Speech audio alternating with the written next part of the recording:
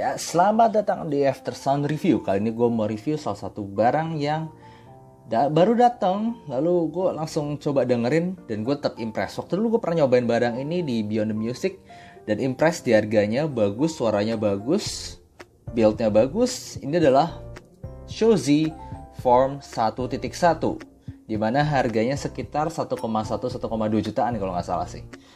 Sebelumnya terima kasih dulu untuk Regional Carry Hore Cirebon yang udah minjemin barang ini, terutama Om Ade. Thank you banget Om Ade udah minjemin barang ini biar gue bisa review. Seperti biasa kita akan review dari build, suara, dan juga perbandingannya. Langsung aja kita mulai dari build. Buildnya ini bagus guys. Jadi kalian lihat dari manapun ini kesannya mahal. Kalau gue pernah lihat beberapa ayam-ayam mahal gitu, ini harga 1,2 jutaan. Buat gue ini keren dan terlihat mahal.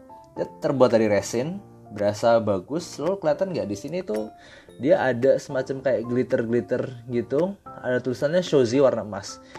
Jujur sebenarnya di kamera gue nggak terlalu kelihatan bagusnya sih, tapi kalau gue pegang ini gue bisa ngomong ini keren. Dia punya bagian ear tips yang terbuat dari metal, jadi kerasannya kuat. Dan juga seperti ini ya,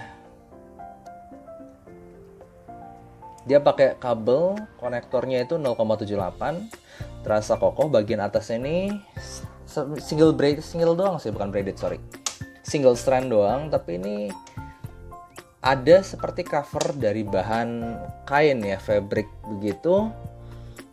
Lalu di bawahnya itu wire splitter lumayan gede nih. Lalu di bawahnya twisted. Ini jacknya. Overall dari build benar-benar keren sih buat gue. Tapi permasalahannya satu, yaitu di ear tips bawaannya. Ini gue pakai Final Audio yang E-Type ear tipsnya. Gue tunjukin dulu yang ear tips bawaannya. Seperti ini. Jadi pendek sekali. Lihat ya, ini ear tipsnya. Lihat dia pendek banget. Dan jujur aja nih, ini gue pakai Final Audio. Ini gue pakai ini ya. Gue nggak bisa pakai ini karena seal-nya rada aneh.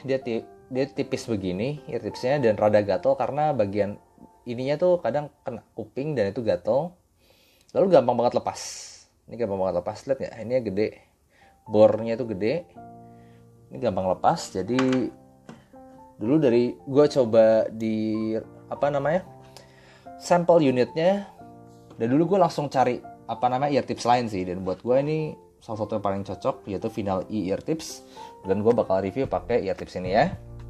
Kemudian gimana dengan suaranya? Oke, untuk suaranya seperti biasa gue pakai source-nya itu AFX DSD, X2 Extend, dan juga BTR 3K. Dan ini adalah list lagu-lagunya.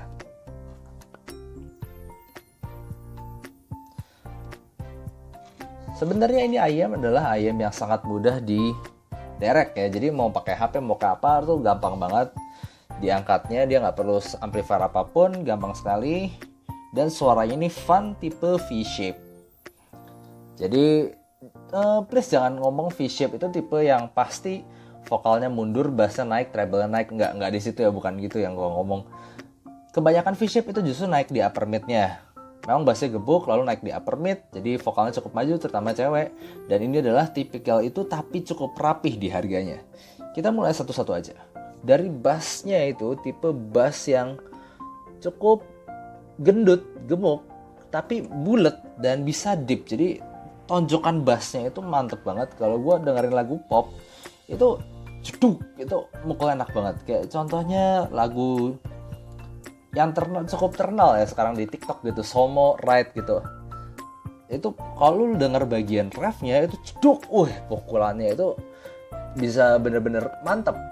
Dan gue sangat suka. Tapi ini bukan tipe bass yang cepat. Jadi kalau gue kadang-kadang dengar lagu rock atau metal yang butuh speed tinggi, ini gak bakal bisa ngejar. Dia tipe bass yang buat gue satisfying, gepuk, dalam, bulat. Teksturnya tuh benar-benar ceduk gitu, enak banget. Tapi gak cepat. Jadi kalau kalian suka lagu yang cepat, jangan kesini juga. Tapi buat gue kualitas bassnya ini termasuk kualitas yang bass bagus. Mungkin kalau lu bass head, at least buat EDM gitu masih asik lah. Gue denger EDM di sini masih asik. Lalu kemudian gimana dengan mid-range-nya? Nah, mid-range ini bagian yang kadang buat gue rada sedikit campur aduk ya, antara suka dan gak suka. Karena kalau pertama kali lu denger ini, lu kasih lagu yang rekamannya bagus, contoh Diana Krall atau Olivia Ong, itu lu bakal ngerasa wah ini vokalnya tuh clear tapi smooth, lalu lepas, terutama vokal cewek ya. Kalau vokal cowok gue denger itu mundur positioningnya, jadi kurang puas. Tapi kalau denger vokal cewek jazz, buat gue ini enak banget di sini. Dia lepas, dia clear, dia ada smoothnya. Tapi ada masalah di beberapa rekamannya, kalau misalnya jelek sedikit aja, atau kalau ketika vokalnya itu pada di huruf S, itu dia cukup berasa ada sibilance. Yes, jadi sibilance-nya itu sedikit, nggak terlalu mengganggu parah, tapi yes itu terasa dan buat gue kadang bisa ngeganggu karena ini nyaris enak banget buat gue ya. Tapi ada sibilance-nya dikit. Well, tapi di harga segini jujur memang tipe-tipe ayam memang banyak yang masih sibilance. Dan ini juga tetap kena sibilance itu, walaupun buat gue termasuknya rada kecil dan gak mengganggu banget. Tapi yes ada. Kalau yang sangat sensitif sibilance, jangan kesini. Kemudian gimana dengan treble-nya? Treble-nya ini sebenarnya berasa nyantai. Ketika gue play lagu kayak La Campanella, La Primavera, ataupun lagu-lagu Lindsey Stirling, itu gue ngerasa kayak violinnya itu gak terlalu nyampe tinggi, tapi di beberapa bagian itu bisa rada sibilance-nya itu masih ada. Jadinya sekali lagi kelemahannya ini adalah sibilance. Dari lower treble dan upper mid-nya itu ada sibilance. Dan itu berasa juga di beberapa instrumen itu berasa tiba-tiba nyerang. Padahal secara sound signature buat gue ini sebenarnya IM yang suaranya itu nyantai. Tapi sangat nyaris bisa benar-benar nyantai, enak, clear, smooth, tapi kelemahannya di situ aja. Sedikit sibilance. Kalau lu yang nggak terlalu sensitif sama sibilance, jujur, gue bukan orang yang sensitif banget sama sibilance. Jadi kalau gue denger ini, gue enjoy. Tapi teman gue nyobain ini, sibilance ya, beda gitu. Beda kan orang yang bisa standarnya orang tuh beda-beda. Dia bisa nerima seberapa banyak sibilance itu. Gue di sini enjoy, gue di sini dengar vokal enjoy, gue di sini dengar vokal jazz asik, dengerin vokal akustik itu asik. Tapi teman gue yang nyoba ini sibilance ya. Jadi ya, tapi dia sendiri memang sukanya yang smooth banget sih. Nah, gue di sini ngomong kalau lu punya toleransi sibilance yang lumayan oke. Di sini gue bilang vokalnya tuh oke banget. Lalu kemudian treble-nya juga ya lumayan. Tapi overall ini emang buat gue tipe lagu suara yang nyantai sih. Gimana dengan teknikalitasnya? Secara separasi dia cukup bagus. Ya kebanyakan driver hybrid begini sih. Separasi itu bagus, mulai dari bass, mid, treble-nya. Ketika kita kasih lagu orkestra, itu berasa pisah-pisahannya. Walaupun jelas belum nyampe level 2 juta, enggak. Ini masih tipe yang level sejutaan. Kemudian dengan soundstage-nya. Nah, ini di sini ngomong soundstage-nya itu bagus. Jadi dia berasa depth, berasa 3D. Gue denger lagu live itu 3D-nya berasa, muternya berasa ada depth dan ada lebarnya juga. Tapi dia nggak terlalu tinggi. Jadi ya 3D tapi yang depth-nya itu bagus. Dan karena itu imaging-nya juga bagus. Kecuali ketika kita kasih lagu-lagu yang banyak treble-nya. Contoh yang tadi gue bilang La Campanella, La Primavera. Itu berasa terlalu di smoothing dan terlalu cepat roll off. Sehingga imaging untuk yang treble-nya itu kurang bagus. Tapi untuk bass dan mid-range itu imagingnya cukup oke. Nah, gimana dengan perbandingannya? Di sini gue bakal bandingin sama salah satu ayam yang udah paling terkenal mungkin di harga 1 jutaan, yaitu Tin T4, dan sampai sekarang ini masih benchmark gue juga untuk harga 1 jutaan. Karena buat gue ini salah satu yang suaranya cukup netral di harga segitu. Jadi buat gue benchmark gue adalah ini untuk netral di harga 1 jutaan. Ya ini nggak netral banget sih gue akuin, tapi ya untuk benchmark gue ya sementara ini.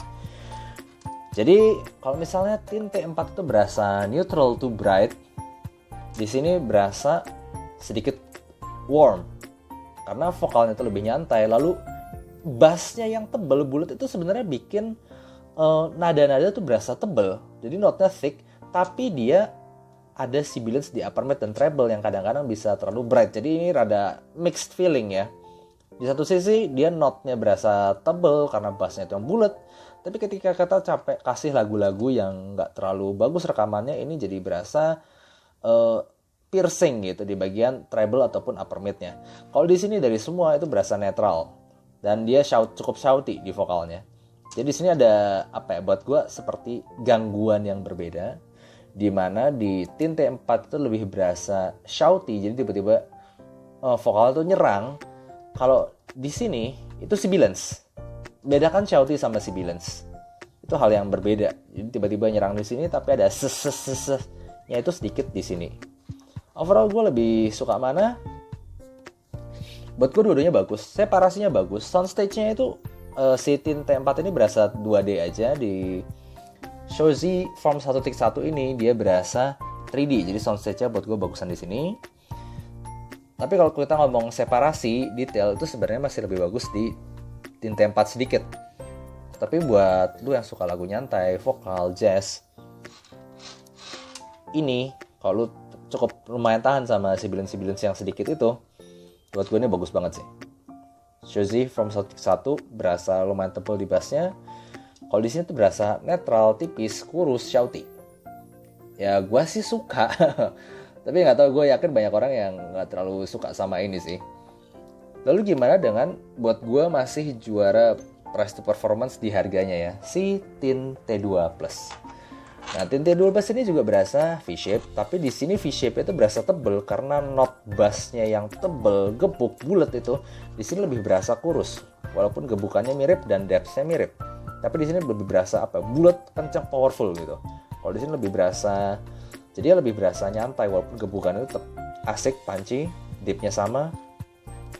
Ya itu lebih bold lah di sini. Untuk vokalnya ini yang cukup unik. Vokalnya kalau misal lu kasih rekaman yang bagus, lu pasti lebih suka di sini. Karena dia rasanya lebih tebel, lebih smooth. Tapi ketika kita kasih lagu yang sedikit ada rekamannya kurang bagus gitu ya, itu gue lebih smooth di sini ternyata. Jadi ini lebih tipis, lebih tipis. Lalu smoothingnya nggak kayak gini, tapi dia kontrol peak-nya itu lebih bagus. Jadinya gue nggak denger peakiness atau shoutiness atau sibilance yang aneh di sini. Di sini masih lebih ngeganggu dikit sibilance-nya, walaupun nggak parah-parah amat. Overall tapi tetap aja buat gue vokalnya lebih suka di sini, walaupun kontrol peak-nya lebih bagus di sini. Nah untuk treble itu jelas lebih lepas, lebih extend di Tint T2 Plus. Untuk soundstage juga Tint T2 Plus ini lebih 3D karena dia lebih punya posisi height yang lebih tinggi. Jadi lebih tinggi, lebih 3D di sini, dan imagingnya itu juga lebih presisi di Tint T2 Plus. Jadi secara teknikal overall gue masih pegang Tint T2 Plus ini, gue masih kagum sampai sekarang betapa bagusnya Tint T2 Plus dengan source yang bagus. Kesimpulannya, Shozy Form 1.1 ini adalah salah satu IM yang bagus, terutama kalau lu suka atmosfer yang cukup nyantai, lalu vokal female, dan juga lu punya source yang bagus dan smooth, itu bakal recommended di sini.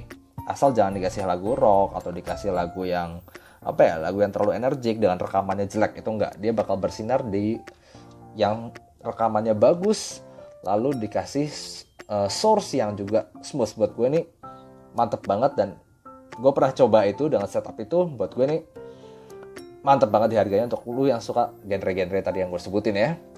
Jadi gitu aja sekarang. Kalau kalian suka review ini, jangan lupa kasih like dan subscribe. Thank you, bye-bye.